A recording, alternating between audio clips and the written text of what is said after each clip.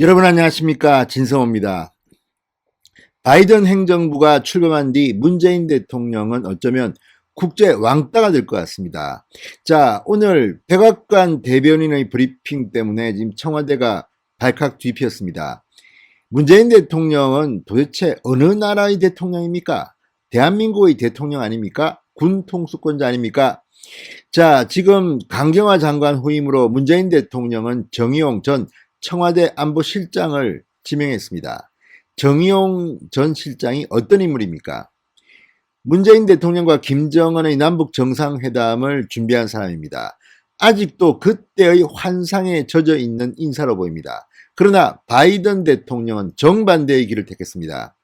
자, 집권 초부터 김정은에 대해서는 완전히 전략을 바꾸겠다고 했는데 백악관 대변인 브리핑에서 문재인 대통령의 묵삽을 만드는 그런 내용을 발표했습니다. 자, 문재인 대통령과 청와대 앞으로 어떻게 미국과 협력을 할 것인지. 자, 우리는 상식적으로 공화당 정부와 민주당 정부, 미국은 공화당이든 민주당이든 북한에 대해서는 단호합니다. 그게 상식입니다. 자, 문재인 대통령, 공화당 트럼프 대통령과 달리 바이든 민주당 대통령, 중국이나 북한에 대해서 호의적일 것이라고 오판해서는 안 됩니다. 오히려 더 강화될지도 모릅니다.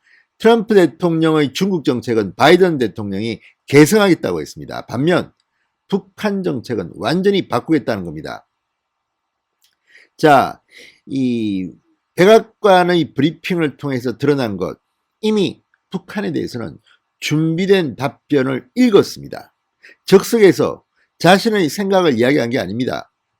자, 젠 사키 백악관 대변인, 과거 오바마 정부에서 백악관 공보실장을 지냈고 오바마 정부에서 국무부 대변인을 했던 이 국제 정치에 대해서는 빠삭한 그런 인물입니다.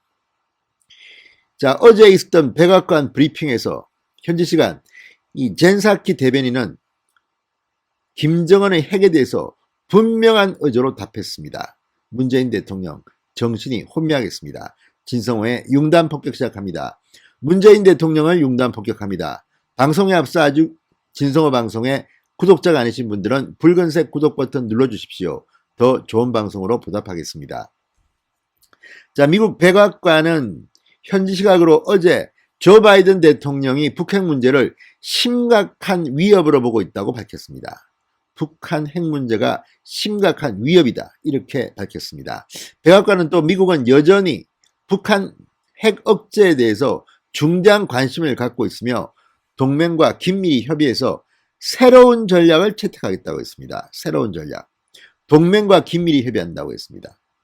자, 북한과 관련된 정책의 첫 번째 파트너는 대한민국입니다. 그런데 대한민국의 문재인 대통령은 이런 미국의 새로운 흐름을 전혀 감지하지 못했는지, 아니면 알면서도 김정은, 김여정이 무서워서 정의용 전 실장을 다시 외교부 장관에 기용하는지 참으로 어처구니가 없습니다.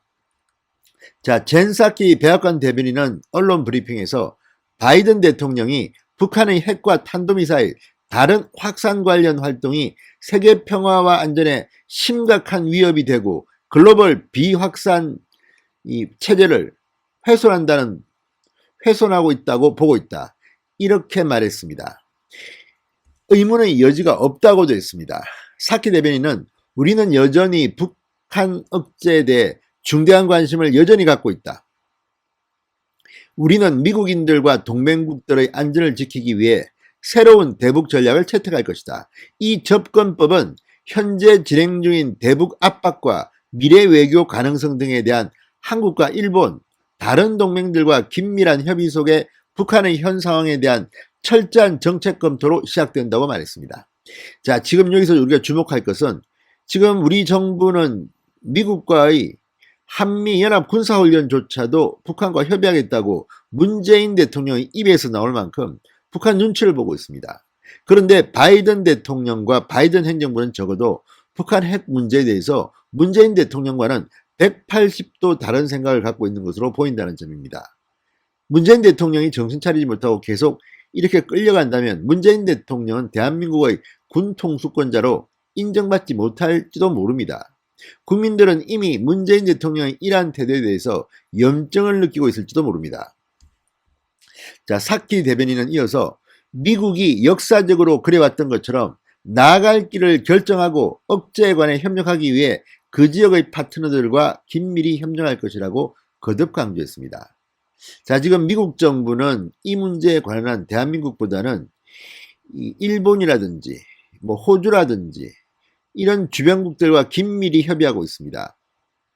왜 대한민국은 이렇게 왕따가 되려고 자초하는 걸까요?